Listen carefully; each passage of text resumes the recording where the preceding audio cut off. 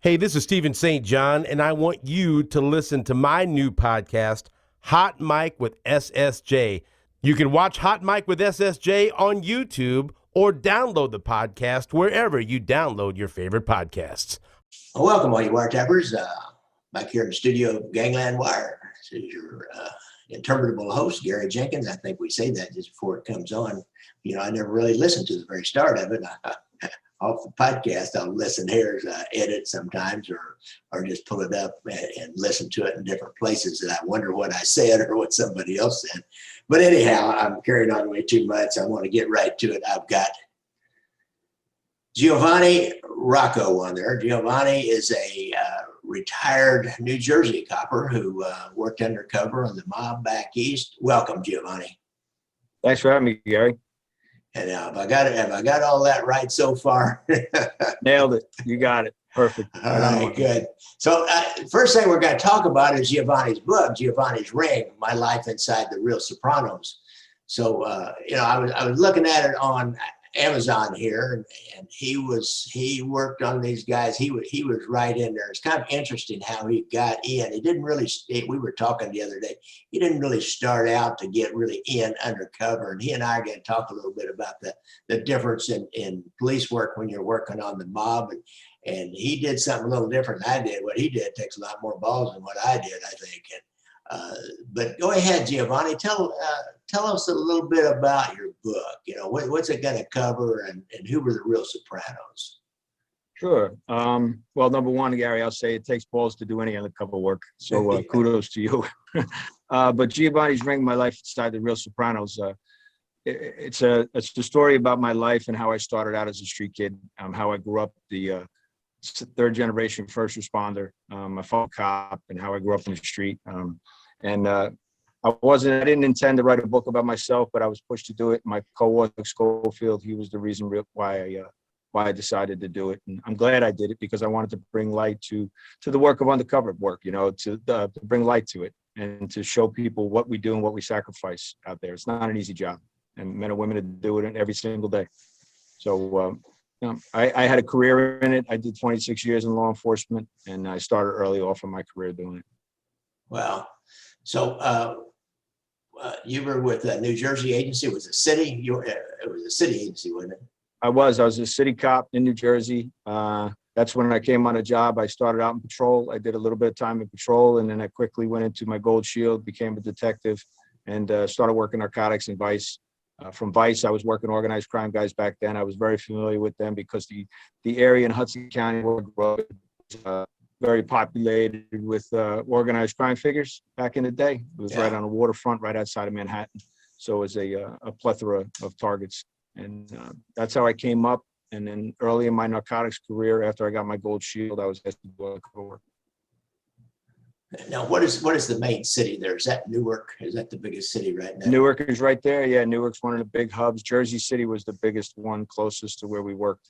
That was a lot of work out of Jersey City, right outside of Manhattan. Yeah, because that's all just a whole bunch of different cities right in that area, it's just, it's combined. It's a dense area, densely populated. You got Bayonne, where I was born and raised and grew up. That's the old movie, The Waterfront. That Marlon Brando movie, that was based on that whole area there of the New York and New Jersey waterfront. And that's Bayonne. Bayonne was, when I was growing up, it literally had the waterfront. The military ocean terminal was still there, and it was an active military base. And mob guys controlled everything going in and out of there. They controlled everything. Oh yeah, there's a lot of action around a military base, isn't there? Lots of need for vice around a military base. Anytime you got large groups of working men, there's lots of options and lots of demand for different vice activities, mostly drinking and gambling and a little bit of prostitution. Sure, a lot of not so much prostitution where I was from. The neighborhood wouldn't allow that much stuff. But the bookmaking, the traditional way that the guys used to do their rackets, it was all they did. It was nothing for guys. John DiGilio was the guy who ran the crews back then for the Genovese family, and he ran things like what John Gotti was later in life. John was that's how he ran things back then. Interesting. Now, you guys, to paint a little bit of a picture for that, I was just going up through there. You watch the opening scene of The Sopranos when Tony is driving in to work. Well, he's driving through what Giovanni's talking about. Is that not correct? That's it. Spot on. Pulaski Skyway is where he's going, the Jersey Turnpike, and that whole area is where he's driving through. Yeah. Yeah. So that kind of paints a picture of what we're dealing with here and the area that Giovanni worked at. And it's got to be a pretty tough area around there. I mean, it's Oh, yeah. lots of guys. So now this was the main family in that particular area was a kind of a subset. That's why in the street gang terminology, a subset of the overall gang. So this is like a subset or a set of the Genovese family. It's a subset of the Gambinos. They all kind of work in concert together. Yeah. Okay. But the DeCavalcante family is the family that the book is based on, and the family that I infiltrated. They're, although some people will argue the fact, the Sopranos series is based on the mafia in general, but the New Jersey mafia is known as the DeCavalcante family. They are the longest standing Italian-American mafia family. Well, yeah, that's what I remember that now. And I know Genovese has some action down there, but the DeCavalcante family is the main one down there. I think maybe they're the one that the Bureau had one of those before they had to have a wiretap affidavit and all that before they passed Title III. They had one of those bugs in what was that dude's name? Sam the plumber, and they got this dynamite stuff out there. They couldn't use it in court, but they got some dynamite stuff out there talking about murders and all kinds of stuff. However we can get it, we used to do it. When I worked organized crime cases as a case agent, we used to bug the craziest things outside of labor rackets, or if there was a construction site, we would bug anything we could with a Title III, and gain as much intelligence as we can. But there's nothing like looking at it from the inside. I sat on many surveillances, I sat on many funerals, and I'd watch these guys, and the mannerisms were all the same. It's very movie-esque, but to be on the inside, it's another perspective, that's for sure.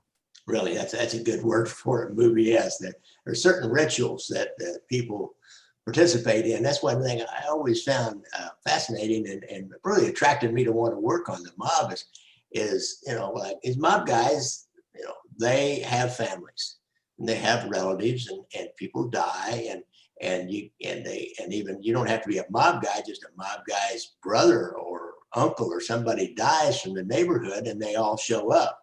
And they all, like, you could tell by the way they, treat certain people with certain respect, and the way their body language and all that, you can kind of tell what's going on. And they always go to the weddings and funerals and all that kind of thing. So that was always one of the more interesting things about working the mob. It made life very easy, right, Gary? When we used to sit on surveillance at a funeral, and a Cadillac would pull up, in the early 90s when I was working Vice. And I was a young kid. I wanted the sexiness. I wanted the foot pursuits and all that kind of crazy stuff. But looking back, I was blessed to be able to sit there on a funeral detail and watch this guy come out of the back seat of the car, and not the driver, but the front seat passenger would get out and don his coat over him. And okay, this is somebody of great significance. This is somebody that traveled from New York to come to this funeral or pay his respect. And there's a great deal of respect in that world. Great deal of respect. You see a couple of guys walk up to somebody who is somebody, and you may or may not know for sure who it is, but you see, like, one guy will approach him, and maybe the other guy will just stay back. And he'll stand back just a kind of a respectful distance and never go right up into that conversation. And then maybe that first guy that approached that man will then invite the other man in. But they're really those rituals are really interesting to watch. Yeah, and you can see the whole body language change on a guy that is, if somebody calls him over, that's a feeling of acceptance. Yeah. I mean, that's if you're just an enforcer or a leg breaker or somebody like that, and you're a collector, and you're called over to meet somebody, that's significant in their world. Really? So now, how did you went from, and that's what I used to do. Most of these guys know that. I worked intelligence, but intelligence, we just watch. And I caught a lot of crap from other policemen, because that's all you guys do is just watch. You don't ever do anything. You don't ever file any cases. You don't do anything. What do you do? And I didn't think we did anything, but we just watched. It takes a lot of patience to watch. And I remember when I first went down there, we had some older guys that just wanted to get back in the office and smoke and joke for the last hour and a half or so. And they'd already spent an hour, that first hour and a half in the morning out eating breakfast with each other and not doing anything. And so I just stay out. I didn't want to go in there and tell the same old stories over again. And when you stay out and you just sit on a place and you stay there, you start seeing stuff. And you start making those connections that then in maybe a month from now or 6 months from now are going to mean something. And it's hard. It takes a certain amount of patience to just sit and watch, and imagination too. Yeah, it's like playing chess. It really is. It's like playing chess. And intelligence is the backbone. If you don't have the intelligence being fed to us as operatives, we don't know what we're walking into. You know, I could be walking into a situation blind. Thank God I had the intelligence that we had along my way. You know, and I myself didn't understand as a young cop investigator what the importance of intelligence was. I did a seizure when I was working for the DEA, and it was a massive seizure in New Jersey that we had seized in the port. And I took a couple of agents, DEA agents, out to lunch in my old town because it was in that area of Bayonne. I said, I got a great Italian place to take you to. We'll go eat. And as I walk in this Italian place, there's two capos from the Genovese sitting there. One that I actually used to play in his backyard, and another one that I knew from growing up. And I just thought it was really odd that they were together, because the one was out on release. He was under trial. He was on trial for some violations, and they released him, and he wasn't supposed to be meeting with anybody from that world. And I did a little memo. All I did was type a memo to the intelligence guys and let them know, hey, I saw A and B together having lunch. And do you know that one report I did on intelligence wound up violating that capo and putting him back in prison for the remainder of his sentence? Yeah. So intelligence is huge. You know, yeah, it can be. So now, Giovanni, how did you first start working undercover? How did that come about? Because I don't know. Sometimes, you know, you'll take a guy who's unknown and then put an informant with him, and then he'll introduce you in. But I don't think that. How did that work for you? I've done that numerous times early in my career. I started very, very young in my career doing undercover work, and I just kind of fell into it. I was asked by my chief; they had to infiltrate some guys. And my first long-term, and I say long-term, it was unheard of back then, was a few months into some associates of a known biker gang, an outlaw motorcycle gang. And I did that, and I did it. I messed up in the beginning, but the case came out well, and we did a good thing at the end. And then your reputation builds, and then the DEA eventually offered me a position on their task force, and I was working cases for them. And then here and there, I would dabble in it, you know, but I was always drawn to it as a young kid. Watching my dad, you know, he was a Gold Shield, and he worked as a detective, and just watching him do certain things. I always thought I want to be a detective, I want to be an investigator. But then when I was given the chance to work undercover work, I felt it was my calling. You know, everything I learned in the street, and I wasn't a good kid when you would think I was because I was a cop's kid, but I wasn't. I was a black sheep, and you know, I was into a lot of trouble as a kid. Me too. And that all came back to help me. Yeah, so that all comes back to help you in the world. You read people easier when you're surviving in the street and you're messing around with the wrong people. The ticks and tells. You know, I was good at it. I was good at reading people, and I was good at ingratiating myself with people in deals, no matter what the culture was. So then I had the chance to do it for the FBI, and then they sent me for official training. And once that happened, my world just opened up big time. I started working in big time intelligence cases against, you know, other countries, and, you know, things infiltrating us and us infiltrating them. And it just, my eyes opened up big time. And, you know, to the point where I did a case and I actually infiltrated a branch of the Black Panthers, you know, as Giovanni Gatto, you know, really? as a persona that I had. Yeah. And, you know, because everybody loves a good Italian gangster. Yeah. And, you know, I carried myself a certain way. There were some little things here and there before this case I write about in the book came to be. I was doing some other things along the way with some Italian mafia guys from the old world, from Italy, that came over here. And I was doing some stuff locally in New York and New Jersey. So, yeah.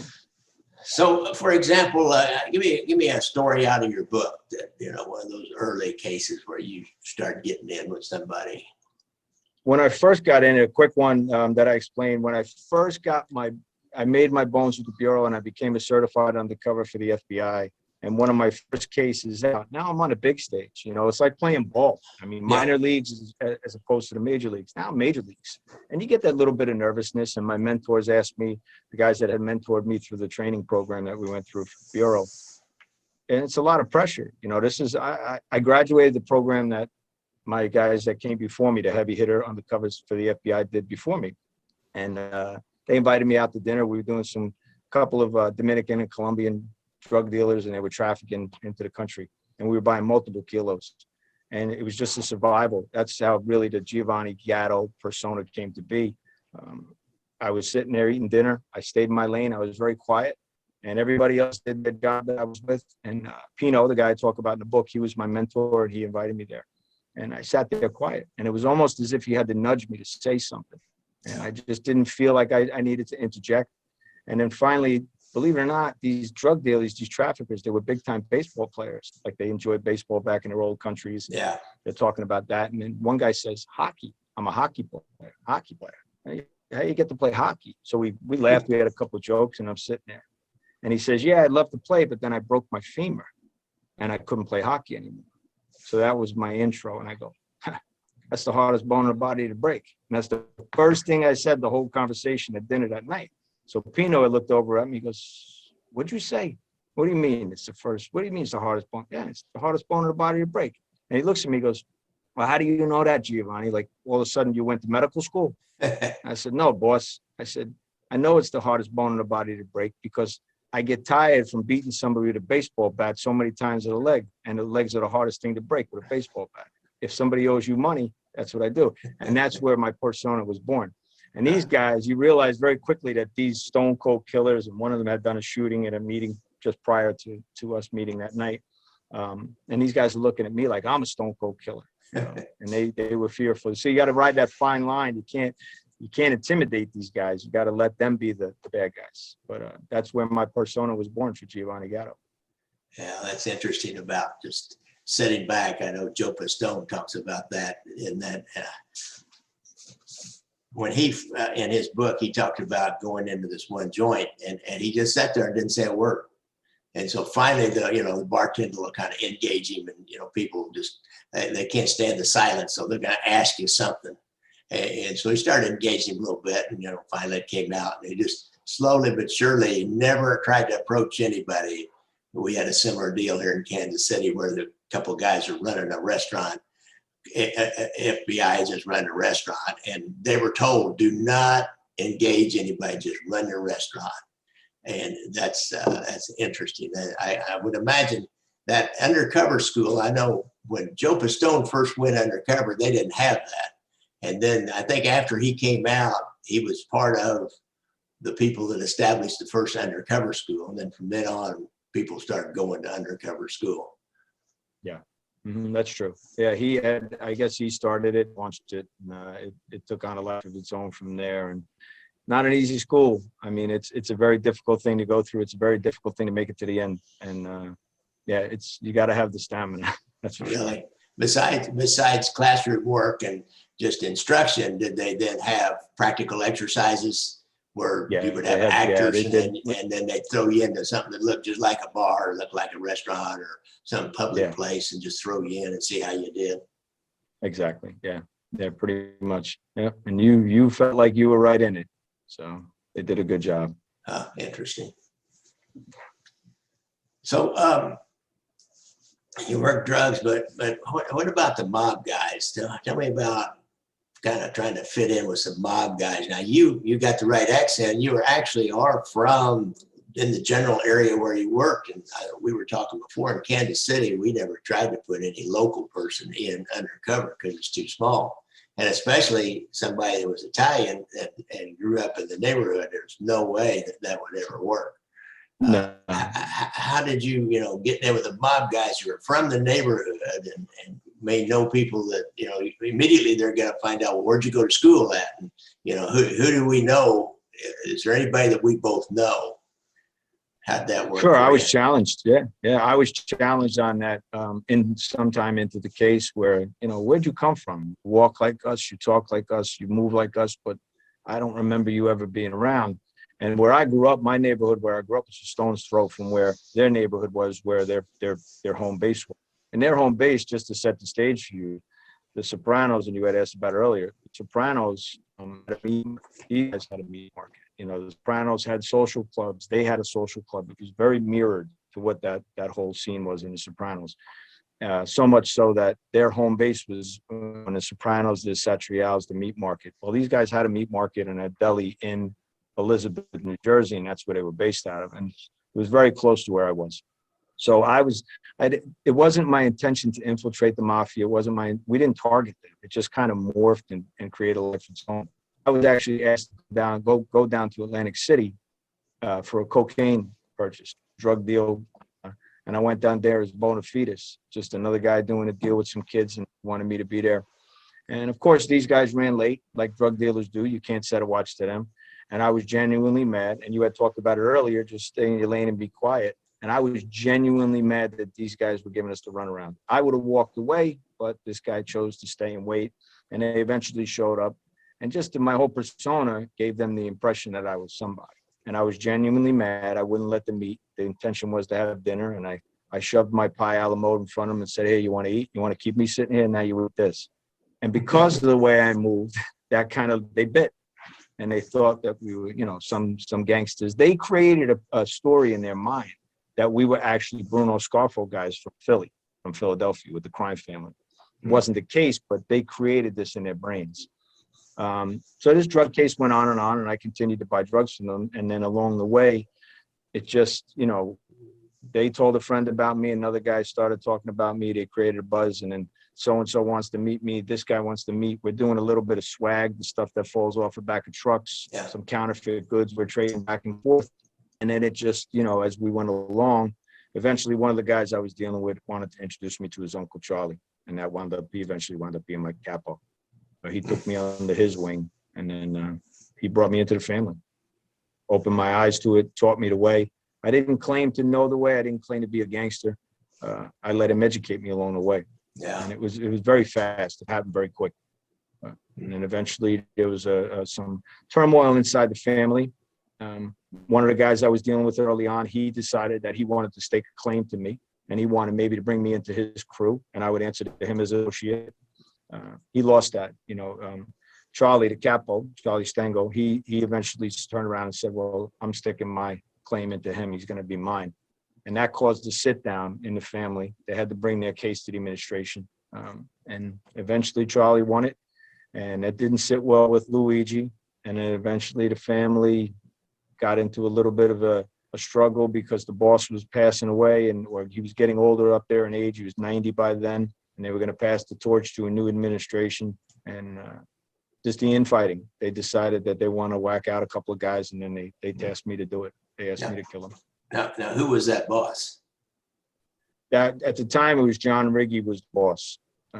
Some argue that he was the person that Tony Soprano's character is based on. Okay. Very similar lifestyle, very similar control of what the Sopranos controlled in the show, and strong similarities. But John Riggi was very respected in all the families across the country. He was known. He controlled a lot of the union. He controlled a lot of the ports, so much so that the other 5 families, the major families, the Gambinos, the Genovese, the Lucchese's, they would all come to him and do work with him and ask him for jobs, and he would negotiate. He had no problem at all ordering murders. He himself did some time for racketeering and murder. He was just recently released when the case had started. And he was up there in age, and he had gotten his release, and he was paroled. And then he's decided, I guess, to tap out of that life. That handling swag. Now, did you do the old ploy of like Joe Pistone did? They would buy a bunch of jewelry, and then he would front it off like he was dealing in stolen jewelry. Did you do anything like that? We did that several times here. I didn't do jewelry. You dealt in whatever you had, whatever you can come across. If it was sneakers, if it was cigarettes, if it could be art, whatever you can make money on, these guys would make money on. And whatever you had, cigarettes are a big thing in that world. So, I was able to get my hands on cigarettes, or if I needed something, I would trade. If I needed dope, and I would trade my cigarettes or my sneakers for dope, and they would do the same with them. And, I can't deal in the street, but, I would trade other things, you know, and then eventually they would hijack a truck, or they would call me up, or I would make it look like I hijacked something. I would call them up and sell it. And because of that, my guy, my capo, he would put me in with other families. So at the end of the case, even though I was infiltrating the DeCavalcante family, he would put me into some of the other 5 families. So I think 4 of the other 5 families I was doing business with, in some way, shape, or form, carrying messages, because at the end I was able to speak on my capo's behalf. You know, and then eventually he had me running the crew. He was supervising me. Not that I was made guy, but I was doing the work of a made guy. Yeah. He must have really taken a liking to you and saw some potential in you. Yeah, he did. You know, I describe it as he had 2 sons, but I think he looked at me as the son he always wanted to have.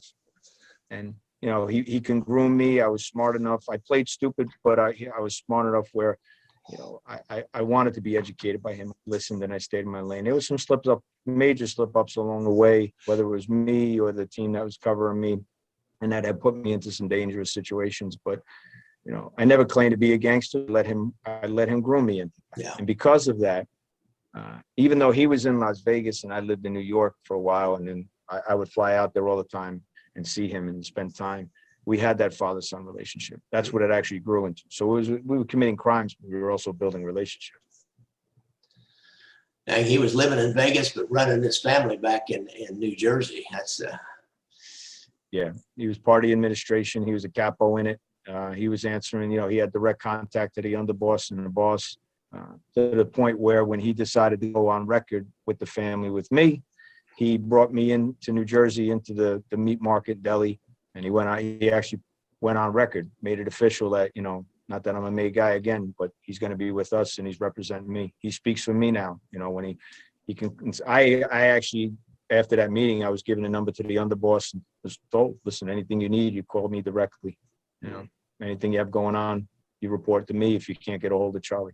Yeah, that's pretty good. You're able to, you know, like any kind of a tiered police department or agency or business that has, you know, a manager, a general manager, a supervisor, you're not supposed to go over the guy that's right above you, but you know, except for certain people that get permission to do that. So that you were doing well. Yeah, I did well on the job, but the problem was when I was doing all that great work, the boss at home, in my real life, my wife and my kids, they suffered. Yeah, because I kind of, you know, that's where it was mismanaged. You know, it just consumed me. After a while, this was, you know, just shy of 3 years in this family I spent, and, you know, from beginning to end, and it took a severe toll on my family and my wife and the kids. We'll, you know, to this day, we still suffer because of it. Oh yeah, that's for sure. I tell you that, because you get so, if you care and you're really trying to do that extra good job, you get so caught up in all that you know, and you carry. I remember thinking after I got away from even what I did, because we did a lot of hanging out in bars. There's a ton of bar time, because that's where you see people coming and going. That's where you try to figure out who people are. Maybe you can even start talking fun, maybe make a friend of the bartender or the barmaid, and then eventually start debriefing them a little bit. They don't really know they're telling you something, but they are. And spend all that time, and it's a violent world that you're operating in. So I remember I'm thinking later on, I kind of brought that tinge of violence home with me. It's always just kind of in there with me all the time. I would not want to bid my wife or my kids, and of course we ended up splitting up before it was all done. But you bring that kind of edge of violence because you're living in that violent world all the time. Well, it's trauma, right? You know, no matter what way you look at it, it's trauma. And cops in general go through trauma on a daily basis. Some of the hardest days are a patrolman. You know, you don't know what to expect, and you're so amped up by the end of the day. Just being a simple but the act of being a patrolman and not knowing where your next call is, you're always on that high energy alert, and you're riding that razor's edge. You go home and you take that home, you have so much cortisol going through your body and pumping through it. It doesn't disperse for 24 hours, I think the doctors say, but you bring that home, and that trauma, there is a transference of trauma, because like you had described, Gary, you know, well, what's with you? How come you're not talking? You know, you haven't seen us in 3 days, and you start barking. You know, leave me alone. I mean, you don't. And my wife was a cop. My wife was a detective, And you would think but nah, I would go, you don't get it. I'm not going to sit here and talk to you. Just leave me alone. Let me watch TV. Let me go to bed. Yeah. Like we did, like anybody, homicide investigators do the same thing.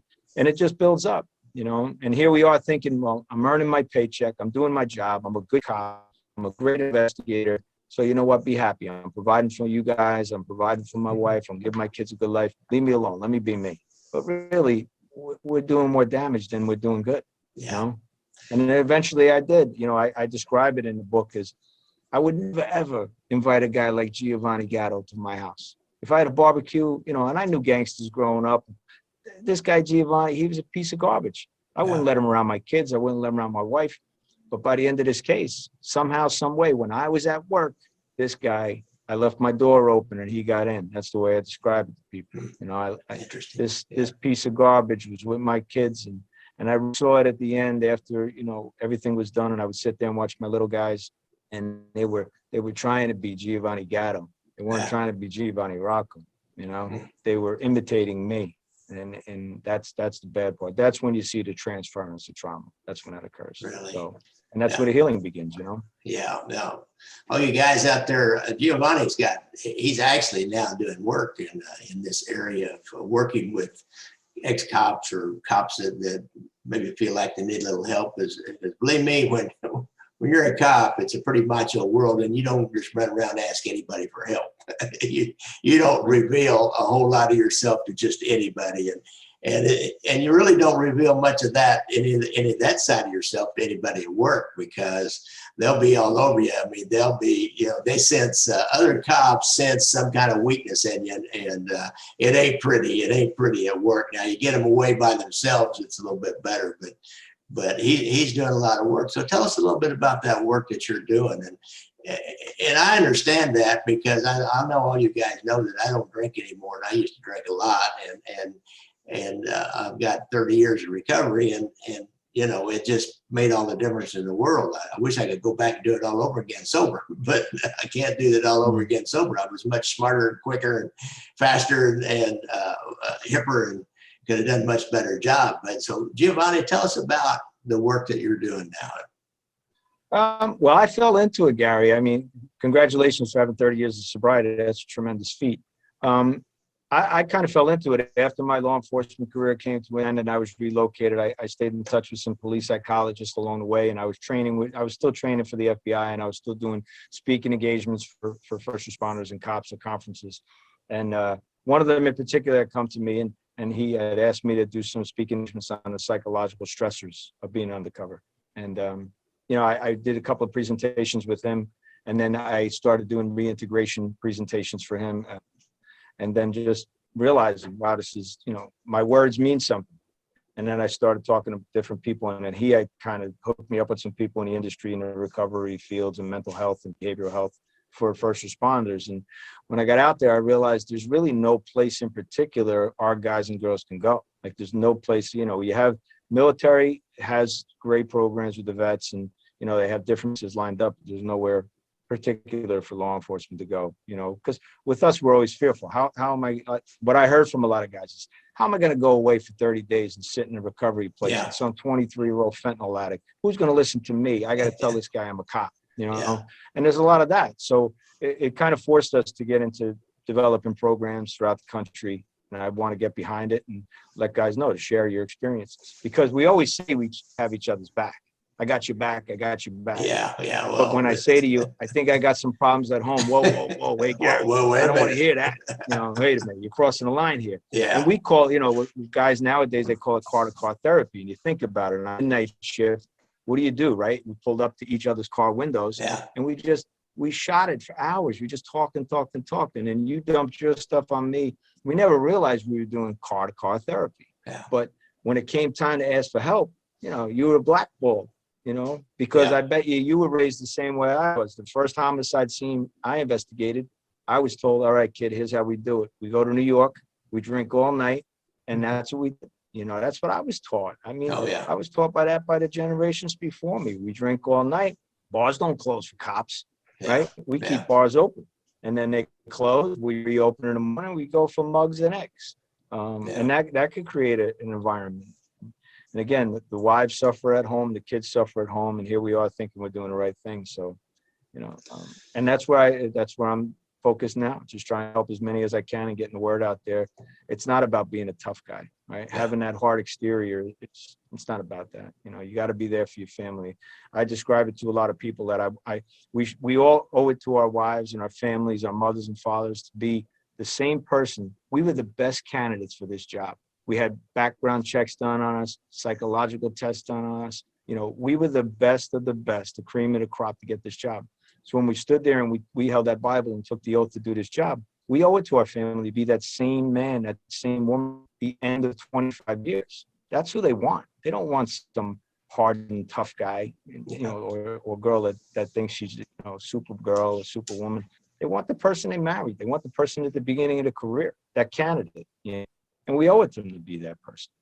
So whatever I could do to share my experience. And that's part of the reason why it pushed me to write this book too. Be very raw and share my experiences. All right. Well, Giovanni, it sounds like a really interesting book. I'm going to have to get me a copy of it. I didn't take time to do that. I kind of talked to you the other day and I said, let's just go ahead and do this. I'm just going to let you tell me about it anyhow, but you've really piqued my interest now for sure. And I'm going to do that. I'd be happy to send you one, and anybody else, they can get Barnes & Noble or any of the major carriers. Amazon has it. Amazon's carrying it. Yeah, I'll get a Kindle. I've got it broken down where I mainly do Kindles now is what I'm going to do. Right. And I've already got a whole bookcase. See that bookcase behind me? I've already got a whole bookcase, and that's only about half of what I've got. And those are just like organized crime books. A lot of them, anymore, I don't read them like I used to for fun. I read them to research a family or a story that I want to get into here. So it's kind of doing this podcast. I hope you enjoyed mine. Yeah, I do. I will. This podcast kind of taking the fun out of reading true crime for me. Oh, well. Well, Giovanni, I really appreciate you coming on the show, and anything I could ever do for you, why, don't hesitate to give me a shout here in Kansas City. Same thing here, Gary. Thank you. I really appreciate the opportunity, and I wish you all the best. All right. Talk to you later. Okay. Bye.